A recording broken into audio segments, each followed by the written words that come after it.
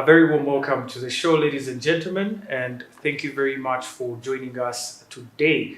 And this is the point, of course. My name is Anthony Sebale, and I am your host. And today we are talking about the export industry here in Uganda. Now, the Uganda Free Zones Authority is a body that was actually instituted in the year 2014 as part of Uganda's policy incentives in order to seek exploitation of Uganda's untapped export potential. The Free Zone Authority has been in operation since the year 2014 and operates under the Investment Act and also the Free Zones Act 2014. It has, of course, had a couple of achievements and a few goals that actually are yet to be met. Now, here to discuss more of what the Free Zones Authority is all about is Mr. Deo Chomia, who is from the authority. You're most welcome, Mr. Deo. Thank you very much. Yes. First, tell us about yourself and what you do at the Uganda Free Zones Authority. Thank you. Like you've said, my name is Deo Chomia. Yes. I'm the Manager of Business Development and Investor Support for Uganda Free Zones Authority. So basically, we are the face or the department that links both direct investment from foreigners or domestic investors. So we are the ones that go out there, look for these investors. We are the ones that help them, facilitate them, get licenses. We are also the same people that help them within the process that they're operating to be able to get third-party licenses and any other trade issues that may come. So that's the department I work. The Uganda Free Zones Authority seems to have come a little bit late for Uganda, because I understand when you look at other countries, they've had some of these already. What really took us long till 2014? Well, I wouldn't know the real reason why we came late, but it's understandable that everyone is born at a given time. There's time for everything. I would say we were not late because the world doesn't end, but we are here. What's really important is, okay, yes, with our brothers in ESC, we started late because ours is 2014. Our neighbors have been slightly earlier, but the Act of Parliament was passed in 2015. So in total, we've been operating for the last 8 years. But it is not about when you start, it's about what you deliver this time. We are playing catch up, yes, we agree. But many of the colleagues we are dealing with, the world are also catching up. And it's a scheme that keeps on evolving year in, year out. So it's important that once you join in, you should be able to catch up, deliver at any given time. Let's talk about the free zones themselves now. What is the understanding of a free zone, and what is the relevance of the free zone to an economy? Yes. A free zone is in an area within a geographical location that for purposes of custom duty is considered to be out of the custom management of that territory. So basically, in simple terms, you have an area within a country where you have a customs tax body. But then in that same country, you have an area which is gazetted free zone that is also considered to be a different part of that country. So in short, it's a country within a country. What's important to understand, what is so different from that and any other trade scheme, is that a custom duty, for example, if a person is to manufacture goods in a free zone, if they sell within a country, and I think let me use a live example. If, for example, we gazette, say, Kampala as a free zone, all the goods that we buy or that are brought into Kampala would mean we will not pay import duty. Okay? But if we manufacture or improve the raw materials and sell, once they are moving out of Kampala to any other part of Uganda, they will have to pay duty. So they will pay it as if they are exports. So what will happen is that the people who are manufacturing in Kampala will be considered as people who have exported goods to Jinja. But in reality, it is one country. But the area called Kampala was gazetted as a free zone. So it means that the custom laws of the country Uganda do not affect the area of the place called Kampala. So it is important to understand the concept is that it is a country within a country. And the key thing to make that creates that difference is the customs duty. Goods that enter within that territory do not pay customs duty. So they do not pay import duty. And once they're exported, they do not pay tax. That sounds too good to be true, because I believe honestly, if a Ugandan out there maybe who was trading in Chukubu and they are paying huge taxes, had that, they would definitely run to it. Well, the scheme is an export growth scheme. So what it has a limit. It's not that whatever you bring in there you will sell. Yes. There is a catch. Okay. Because it's an export growth scheme, we use it to help industrialists or investors to develop our capacity to improve our exports. So, because of that, we have a limit. For you to qualify, you must be able to export 80% of what you produce into that, in what you produce within the free zone, out of EAC. EAC is the East African Community. Yes. Okay. And I need to be clear.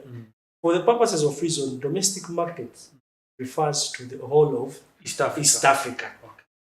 So there is a catch. Once you join, you will not be allowed to sell 80% of what you produce within East Africa.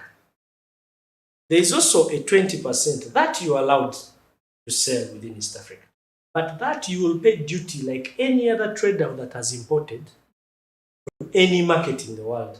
You pay both export and import. You will pay import because at that moment you're not exporting. You're not, for example, at that moment, when you manufacture goods, the 20%, the country called Uganda will consider you as an importer because you're selling goods into their territory. So you will pay the normal custom duties like any other importer. Okay? But if they are selling to you in the free zone, they will consider it as an export. Understand?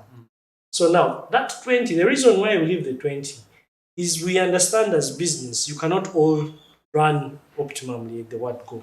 So there is that level that you also need to try out your product. You don't want to go to the world market before your product is proven. But there is a limit because the purpose of this scheme is to grow export. We make sure you also don't affect the other different industrialists or factories or investors within the market of Uganda or East Africa. So we have to charge you tax for whatever you decide to sell in the domestic market. Okay? That's the difference. And the focus is always on the 80% that you manufacture and sell out. Wow, interesting. So the rule is 80 to 20%. Yes. Now, talking about the people that are allowed to work in these free zones, what is the procedure or what kind of mechanism of scrutiny do they have to undergo? Because I understand people who are preparing, for example, produce for exports have to be of a particular grade and standard. How is the scrutiny there? Well, first of all, you need to understand that there is no capital limitation for anyone to join free zone. Okay, so it doesn't matter how much money you have. Okay. Now, in a free zone, there are basically three types of people. There is a developer, there is an operator, and a manager. Okay? Now, a developer is the person that looks for money to set up that free zone. So like the word says, developing, the person who will put up the infrastructure, the buildings, you get the person who applies for it to set up. He's called a developer. The utilities, water. Setting up all that. Okay. Now, that is called a developer. He has a developer's license. Then we also have another type of person, an operator. So after you have decided to develop, let me say you've developed your free zone, as like we've said, Kampala, you've bought your land, you've built your buildings, put your factories, your warehouses. You realize that, hey, I may not be having the capacity to operate all these businesses that I'm dreaming with. But you'd have partners who feel they can use your space. Now, those those are called operators. They will come and apply for a license to operate within your existing free zone. Okay? Now, those come and invest, run their businesses, export and what? Does the manager become, rather the developer, does he become the owner of the free zone? Yes, the developer is the owner of the free zone. Okay. He can still as well operate. Okay. Yeah? But he has an option of developing and handing it over to an operator to run. Yeah? But sometimes, and from our studies and seeing what's happening in the world, there are scenarios where there are activities within that free zone that need specialized care. So you may need a manager, a person to come and make sure things happen as promised. Now that one applies for what we call a manager's license. Yes. And they are clear. So we've talked about the developer, we've talked about the operator and the manager. But all these are people within a free zone. And then all of these, there is no capital limitation. Anyone can do. But there are a few things we require for you to apply for license. First, you have to be a registered company. Yeah? In that registered company, you need to have a memorandum of understanding stating that you're operating this free zone, or you're going to open up a free zone using this company for the purposes of creating a free zone. Okay? You need to have presence of location. You need to be somewhere. You need to be tax compliant. Okay? You don't need to be dealing in any illegal materials or in any products. So obviously issues of drugs, whatever. You shouldn't be the purpose of setting up free zone should not be for smuggling. In principle, those are there. Now, once we receive the documentation, we evaluate with sister agencies. Then we send the files to Ministry of Finance and Ministry of Justice. The statutory instrument is declared and the license provided. Then you're declared a free zone as an operator or a manager or okay. But what is important is there's no capital limitation, because I know many people in Uganda think these are not for the normal Ugandan, it's for everyone. What's important is, do you have a business plan that you're going to run these products? Do you have a business prospect? Is it legal? Are you registered? Do you have a license? And then you move. It doesn't matter, does the product also really matter that you're going to actually produce? Yes, it's important. Like I've said, obviously illegals like drugs cannot be there. For the case of Uganda, we are driving a lot of agricultural produce because we know we are an agricultural country. So it's also one of those things. We always like people who will value add on what we produce in agriculture. But anything that is manufactured and is legal can be operated. So when you talk about manufacturing, we have different sets. We have the primary processing, the secondary, even the tertiary. There are people who actually get already finished goods and maybe package and change. Do you also welcome some of those? The concept of free zone is just one part of it. All of this is covered in what we call special economic zones. So in this, you will have free ports, you will have export processing zones, you will have tourism parks, you will have all these different areas. And you may not necessarily have to be producing from level 0 to the final product. It may be just an addition. Now, for example, the export processing zones. You can get a product, for example, it's on level 3 of production. For example, you decide to bring it to Kampala, repackage it, and sell it. Yeah, that is allowed. And there are different schemes. It's not just, because today we are concentrating on the scheme called free zone. However, it's a bigger picture. There's a bigger special economic zone, and there's actually a policy that is being developed to that effect. So within that policy, you will have what you call free ports. These allow you to set up at a port, provide warehousing, logistics support to produce, and so that you can sell. There are also special economic zones. There are those, the terms also change and they differ. For example, for special economic zone, you may even be allowed to access 100% access to the domestic market. Then there are also export processors. I've talked about them. Yes. So it's important for the case of Uganda, the law is still talking about zones. But it's expected that we are moving on, because the EAC is moving on to special economic zones, and the world is already in these special economic zones. So in these zones is when you find the different types of systems or schemes that will support. So it's not about from 0 to 100%. No. You may be getting raw material from agriculture, skinning it, and packaging it. And someone may actually buy your package within even the same zone, may decide to purchase what you're produced in that zone, as coffee, roasted coffee, and then gives you blended coffee. Okay, so it's not that there's a limit on which scale to go. What's important is, are you adding value? Yeah, the ideal is to have the final product, but you won't always get it. Yeah, but as long as you confirm that you're adding value, there is a backward linkage to the Ugandan economy, you're free to join the free zone. Looking at the last 8 years of this authority, it was put in place, of course, as a government's policy incentive for us to have, first of all, more jobs because we are suffering from unemployment. Secondly, and mainly, I think, to promote exports in Uganda. So far, when you just look back in the last 8 years, what are some of the achievements that the authority has achieved? As we stand up today, we have created around 9,000 jobs. These are cumulative jobs. These were jobs that would not exist without the scheme.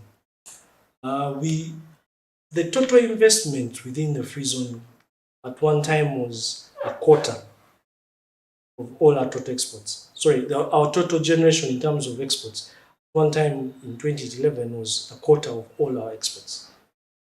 We have also, as we speak today, have 32 free zones registered and operating, both owned by Ugandans and foreigners. Okay. We have also contributed to the development of infrastructure.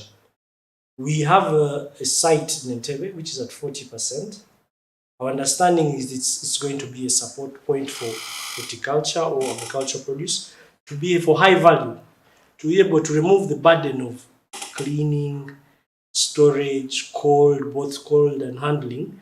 For all these other investors in Uganda, Entebbe will provide a clearing point for them to be able to access export at the airport. The purpose for that is maybe focus on high value products. That has been the first step. We are now moving into large scale. Like I said, we are children. The work has started. We are now moving into large expanse production or growth. So it's expected that we are moving into what we call special economic export zones.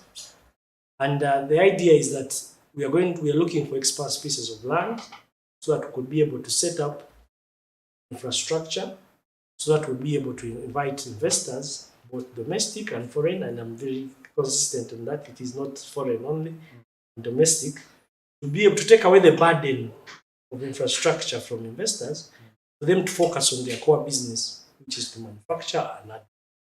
So the scheme is growing, yeah, and the 8 years have been a chance for us to learn and also catch up.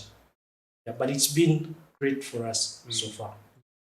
Well, when you talk about, for example, the Entebbe free zone, definitely that's a project many people are looking at. Are you going to only mainly focus on horticulture products or even other products within the country that are perishable? We do have tomatoes that are on sale in US markets, Netherlands, and so on. Are we also going to have some of these other products, go through this zone? Yes. Like I said, anything agriculture needs to be handled. Like the tomatoes you've given, you need cold storage. All these are open. It is open to every other product. We are very clear that it has to have a backward linkage. For whatever is going to be done, there has to be a clear backward linkage to the Ugandan economy. We are running away from having our minerals managed around there. It will only be businesses that directly link. So anything agriculture, anything that is manufactured directly by raw materials that are more than 90% Ugandan can move into Entebbe. Yeah. What is key to understand is the focus of Entebbe is anything that is directly linked to the Ugandan economy, is high value, and is in need of use of aeroplanes. Because of the cost, we do not want products that can be moved by road through Malaba and Mombasa to set up in Entebbe. Focus is only those that are using the air, yeah, and they have high value products. Well, the jobs, talking about, for example, these 9,000 jobs, which jobs are you really looking at? We do have people that are employed in these zones, probably when they're being set up. then we do have farmers. But which other jobs have you seen actually that have streamed from these free zones? We actually, I know what you're going to, but we've actually have Ugandans managing this free zone, Okay. direct management. We also have owners. We have technicians. Maybe you can give me a few examples like of the free zones so far in Uganda. There are. I'm going to read it. I don't want to give names. Okay. But we have Ugaros is a Ugandan company. Okay. We do flowers in Entebbe on Entebbe Road, managed by Ugandans, run by Ugandans. We also have companies like Shri Modern. We have companies like. But you'll edit that. Yes. But what's important is that they are Ugandans running these jobs. Okay. And the jobs run from top, so the heads of these companies are Ugandans, the lower ends. Yes, we have a few foreigners. And by foreigners, we mean people who are licensed, have permission to work in Uganda. We also have programs to skill. So even for those other casual jobs that people talk about, we have programs within the free zones to upskill these people. Yeah? Because it's a business decision, you would want every Ugandan to only be 100% Ugandan. But the capital is not necessarily always Ugandan. So you also need to allow the investor to be able to supervise their projects. So that's why we have investors. But as we stand, 90% of the people employed in free zones are Ugandans. And they are covering from leadership roles, strategic, to the operational roles and basic casuals. Yeah. And for the purposes of these 9,000 I'm talking about, these are people who register. These are people who pay as you earn. These are people who are registered as employees or workers in Uganda. Yes. All right.